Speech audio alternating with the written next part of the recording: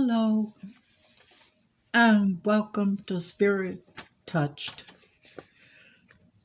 on this Sunday after Veterans Day.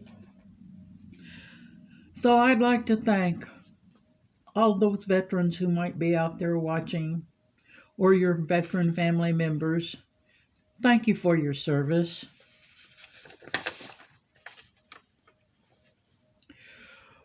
We're going to be talking about that shield of faith. One of those Ephesians 6 pieces of armor is a shield of faith. Why do we need one? One reason is to deflect all those arrows of fear Satan keeps hurling at us. It's that shield that extinguishes those fiery arrows. Using that shield affirms our faith.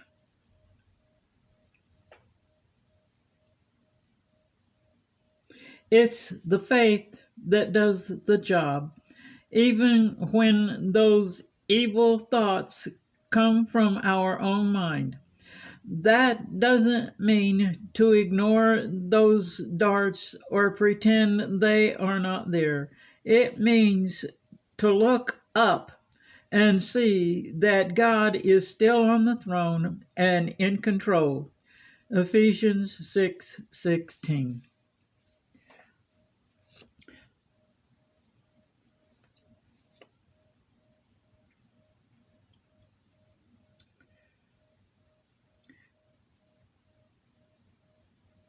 Using that shield of faith affirms our faith and trust in the Lord so that our feelings can fall in line with our faith. It's not something to argue about, it's something to live. Sometimes when we can't stand on anything else, we have 2 Corinthians 1:24 to stand by faith, knowing the ever faithful one always stands by us. The heritage of faith is holiness and purity. Lots of people today are confusing faith with fantasy. They don't really understand Hebrews 11:6. There is a lot of sloppy thinking going on.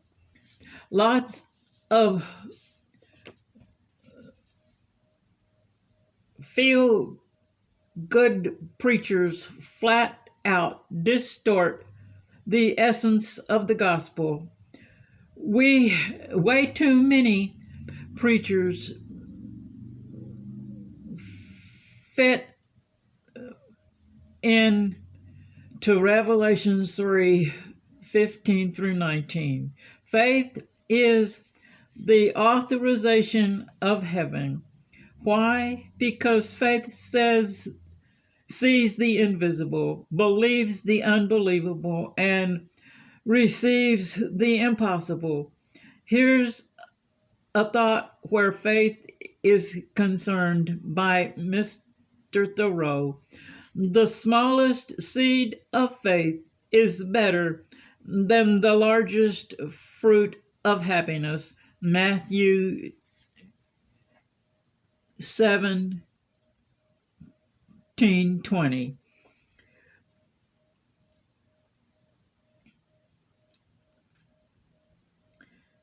Another part of faith is knowing God always keeps his promises. What we don't know is how or when, and that's where trust enters the picture.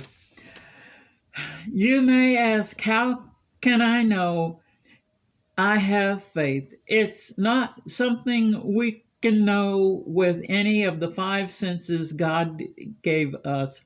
Romans 12:3 tells us he measures it out to us on an as-needed basis, just like he gives us everything else.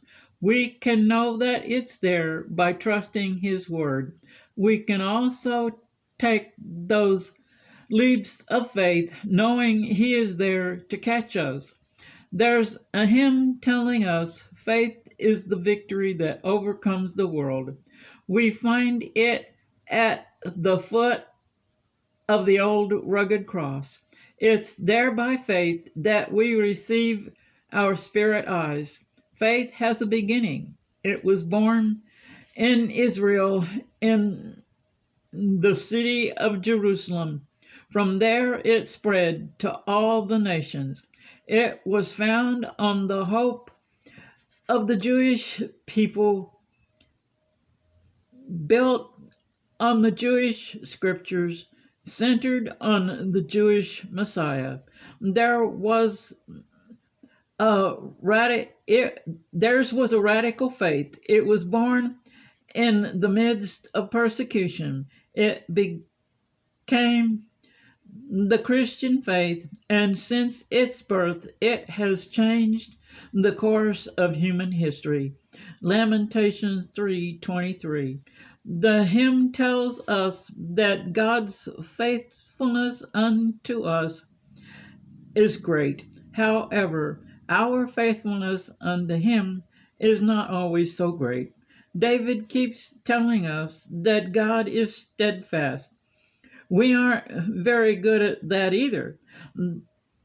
That comes out in things like lack of trust, not always listening to Him, trying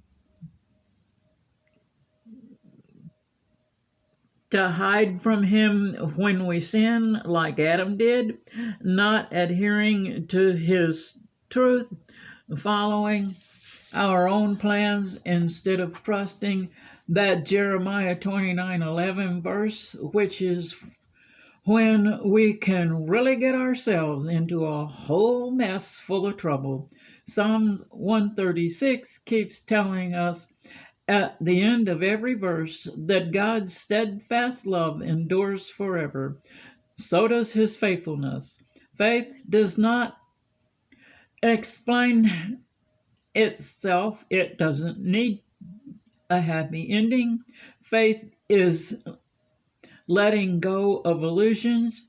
It rests on something much bigger that's beyond us and our ability. It's